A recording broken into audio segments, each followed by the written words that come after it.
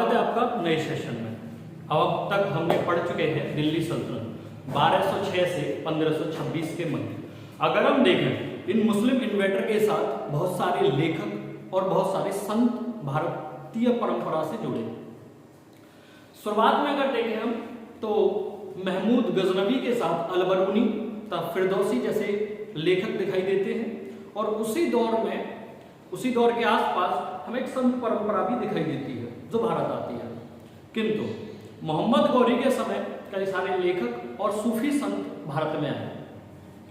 सबसे पहले अगर संत परंपरा में देखें तो चिश्ती सिलसिला भारत में आ रहा है और अजमेर को अपनी खानकाह, सूफी सिलसिले खानकाह का मतलब होता है जहां उनका संत रहते हैं। और सूफी क्यों कहा जाता है तो इस पे कई सारी अपनी किंवदंतियां हैं कि साफा पहनते थे, सर पर बांधने वाला कपड़ा, उससे सूफी कहलाए। सलाफियत की बात करते तो सूफी कहलाए। तो अलग अलग बातें हैं, मगर जो परीक्षा में प्रश्न पूछे जाएंगे वो सीधे पूछे जाएंगे। तो हम परीक्षा के प्रश्न के मुताबिक अगर देखें तो ये जो आज हम दिल्ली सल्तनत का साहित्य देख रहे हैं इससे पूछना प्रश्न आम रहा है परीक्षा में। यहाँ से प्रश्न अक्सर पूछा जाता रहा है।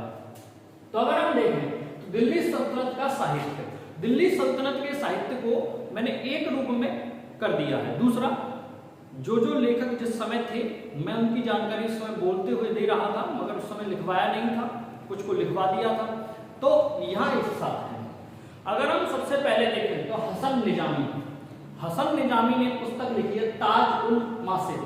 दूसरा, अलबरूनी को तो लिखवा दिए थे।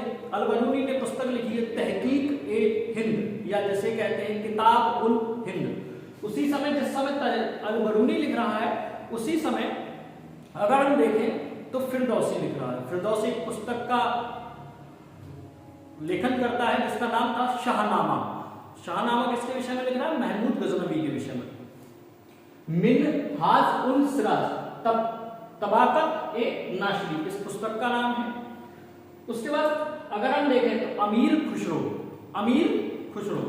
खुसरो को तोता हिंद कहा जाता है। 9 सुल्तानों का काल देखा, अलाउद्दीन खिलजी के दरबार में था। इसने पुस्तक कई सारी लिखी है मगर 2 महत्वपूर्ण हैं, तुगलकनामा और नूह सपेहर। याद रखिए 2 पुस्तकें इंपोर्टेंट हैं, तुगलकनामा और नूह सपेहर। जियाउद्दीन बर्नी ने एक पुस्तक लिखी है तारीख-ए-फिरोजशाही। तुगलक के विषय में लिख रहा है तो तारीख-ए-फिरोजशाही।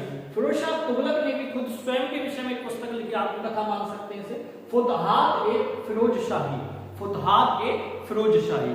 हमारे सब अगर देखें तो तुगलक वंश जब शासन कर रहा है उसी समय तैमूर लंग क्या करता है? भारत पर आक्रमण करता है। वह एक किताब लिख रहा है तैमूर लंग ने किताब लिखी है मलफूजात-ए-तिमूरी। ये इसकी आत्मकथा है।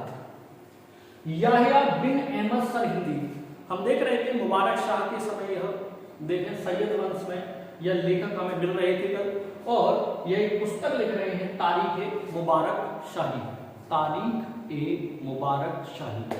तो याहिया बिन अहमद सरहिंदी तारीख-ए-मुबारक शाही लिखते हैं और इसमें वर्णन मिलता है सैयद वंश का। सैयद वंश की जो जानकारी है वह हमें इस पुस्तक से मिल रही है। अब एक विदेशी विवरण हमें मिलता है, इब्न बतूता, ये मोरक्को का निवासी था। हम देख रहे थे एमबीटी के शासनकाल में, मोहम्मद बिन तुगलक के शासनकाल में, और उसे दिल्ली का काजी बनाया जाता है और बाद में यह चीन भेज दिया जाता है दूत बनाकर। उसके अलावा कुछ विदेशी यात्री, उनके देश किस देश से थे और किस समय वह आ रहे हैं। सबसे पहले देखें तो अब्दुल रज्जाक एक ईरानी यात्री है जो आ रहा है विजयनगर साम्राज्य के राजा देवराय सेकंड यानी कि देवराय द्वितीय के समय। मार्को पोलो इटली का एक यात्री था जो भारत आया 13वीं शताब्दी में। निकोलो कोंटी ये भी इटली का है। और दक्षिण भारत की यात्रा वह कर रहा है। डोमिंगो पायस यह पुर्तगाली है। और कृष्णदेव राय जो विजयनगर साम्राज्य के राजा रहे, अष्टदिग्गज की परिषद रही, उनके शासनकाल में भारत आता है। नूनीज एक घोड़ों का व्यापारी था और पुर्तगाली था और विजयनगर साम्राज्य की यात्रा यह करता है। तो यह पुस्तकें और विदेशी विवरण जो भारत में आए। डायरेक्ट क्वेश्चन पूछता है मार्को पोलो किस देश का यात्री था, अब्दुल रज्जाक किस देश का यात्री था, इब्न बतूता की पुस्तक का नाम क्या है, उसको दिल्ली का काजी किसने बनाया, तो एमबीटी। तो ये क्वेश्चन सीधे ही पूछे जाते रहे हैं परीक्षा में, घुमा फिरा के नहीं, सीधे सीधे, और यहाँ से प्रश्न बनने का रिवाज आम रहा है। अब देखते हैं, हम देखें तो सूफी आंदोलन, सूफी आंदोलन एक हम देखें तो हिंदू धर्म में भक्ति परंपरा चलती हुई आई है लंबे समय से। रामानुजाचार्य के द्वारा विशिष्टाद्वैतवाद दिया गया, उसके बाद उत्तर भारत में उसे रामानंद लाए और रामानंद के शिष्य हुए रैदास, कबीरदास, धन्ना, है ना, सैन। ये भक्ति परंपरा को आगे बढ़ा रहे हैं। अगली सेशन में हम भक्ति परंपरा को देख रहे होंगे और मुगल साम्राज्य के स्थापत्य को अगली कक्षा में हम समझ रहे होंगे। उससे पहले हम सूफी आंदोलन को समझ रहे हैं। अगर हम सूफी आंदोलन की बात करें तो सबसे पहले चिश्ती सिलसिला भारत में आता है, और इसके सबसे पहले प्रवर्तक या संस्थापक के रूप में देखें तो शेख मोइनुद्दीन या ख्वाजा मोइनुद्दीन चिश्ती, ख्वाजा मोइनुद्दीन चिश्ती, मोइनुद्दीन चिश्ती जिसे बोलते हैं, सुल्तान उल हिंद की उपाधि धारण करते हैं, अजमेर में खानका बनाते हैं, फिर इनके नाम पर ही अजमेर शरीफ नाम पड़ता है। तो अजमेर शरीफ में जो दरगाह है वो ख्वाजा मोइनुद्दीन चिश्ती की दरगाह है। उनके दो शिष्य हुए, एक नागौरी और एक बख्तियार काकी। अगर हम देखें तो इनके पहले शिष्य देखें शेख हमीदुद्दीन नागौरी, इनके शिष्य रहे सुल्तान उल तरीके यानी कि असहायों का मसीहा, असहायों का मसीहा की उपाधि धारण कर रहे हैं नागौरी साहब।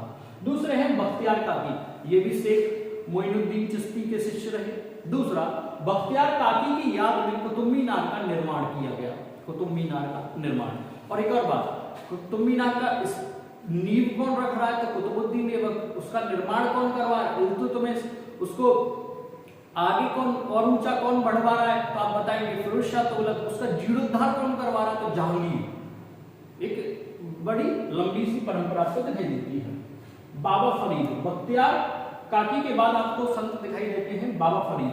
बाबा फरीद के विषय में अगर देखी जाए तो गुरु नानक देव इनसे बहुत प्रभावित थे। दूसरा, बाबा फरीद जिन्हें गज ए मूल शंकर कहा जाता है, तो गुरु ग्रंथ साहिब में इनकी शिक्षाएं दर्ज है, यानी कि जो बाबा फरीद ने कहा उन्हें गुरु ग्रंथ साहिब में भी स्थान दिया गया है, जो कि सिख धर्म की बड़ी पुस्तक, सबसे बड़ी पुस्तक, पवित्र ग्रंथ है गुरु ग्रंथ साहिब, पवित्र ग्रंथ। उसमें इन बाबा फरीद की शिक्षाओं का वर्णन माना जाता है। निजामुद्दीन औलिया का जो क्षेत्र रहा वह दिल्ली रहा। निजामुद्दीन औलिया 7 सुल्तानों का काल देखा, उसी में अगर तुम देखें तो गयासुद्दीन तुगलक सब कुछ कहते हैं, है ना, सब वर्णन है, तो वो छोड़िए, बाद में देखेंगे। निजामुद्दीन औलिया तो 7 सुल्तानों का काल अगर हम देखें तो खानका दिल्ली में, और शिष्य इनके रहे अमीर खुसरो। अमीर खुसरो यानी कि एटा पटियाली में जन्म हुआ, तोता हिंद की उपाधि, तबला के आविष्कारक, खड़ी बोली के जनक, और ये तुगलक नामा और नूर सिपहर के लेखक। तो आप समझिए कि अमीर खुसरो इनके शिष्य रहे। उसके बाद बड़े संतों में शेख सलीम चिश्ती का नाम आता है। इनका जो खानका है वह कहाँ बना, तो आप बताएंगे। इनका खानका जो बना वो फतेहपुर सीकरी में बना, और यह अकबर के समकालीन माने जाते हैं। कहते हैं अकबर ने अपने पुत्र के लिए इनसे आशीर्वाद मांगा था, जिससे अकबर को पुत्र पैदा हुआ, जिसका नाम इन्हीं के नाम पर सलीम रखा गया, और बाद में वही लड़का जहांगीर के नाम से गद्दी पर बैठा। तो शेख सलीम चिश्ती का समकालीन वर्णन अकबर के कालखंड से मिलता है। अब कुछ ऐसे सिलसिले हैं जिनके विषय में ज्यादा डीप नहीं पढ़ना है, उनके विषय में हल्का हुआ पढ़ते हुए चले जाना, जहां से परीक्षा में प्रश्न बनेगा। सोहरावर्दी सिलसिला, अगर हम देखें सोहरावर्दी सिलसिला के भारत में प्रवर्तक हुए शेख बहाउद्दीन जकारिया साहिब। शेख बहाउद्दीन जकारिया भारत में इनको प्रवर्तक माना जाता है। अगला है नक्शबंदी सिलसिला। ख्वाजा उबैदुल्लाह नक्शबंदी इसके संस्थापक हुए। इसी में पैदा हुए शेख अहमद सरहिंदी। शेख अहमद सरहिंदी वह व्यक्ति हैं जो अकबर के दीन इलाही जो धर्म चलाया, उसमें अकबर ने कौन सा धर्म चलाया था? दीन इलाही। उसका विरोध करते हैं शेख अहमद सरहिंदी। दूसरा, नक्शबंदी सिलसिला सबसे ज्यादा जो प्रसिद्ध हुआ वो औरंगजेब के कालखंड में हुआ। दूसरा, इसके बाद सत्तारी सिलसिला। सत्तारी सिलसिले के विषय में अगर हम देखें तो हजरत मोहम्मद गौस इसके संस्थापक हैं और यह अकेला सिलसिला या फिर कहें कि मुस्लिम सिलसिलों में से ऐसा सिलसिला है जिसने योग परंपरा को माना है, यानी कि योग परंपरा को यानी भारतीय परंपरा को यह स्थान दे रहे हैं। इन सब सिलसिलों में एक बात जो प्रमुख है वह है भक्ति परंपरा, जो भक्ति को प्रमुखता देते हैं और खासकर अधिकतर अगर हम देखें तो मौसीकी यानी कि म्यूजिक को यह ईश्वर से या खुदा से या अल्लाह से मेल का माध्यम भी मानते हैं। किंतु औरंगजेब के कालखंड में मौसीकी को हराम बना दिया गया, यानी कि गाना गाना, तंबूरा बजाना, संगीत सुनना हराम था।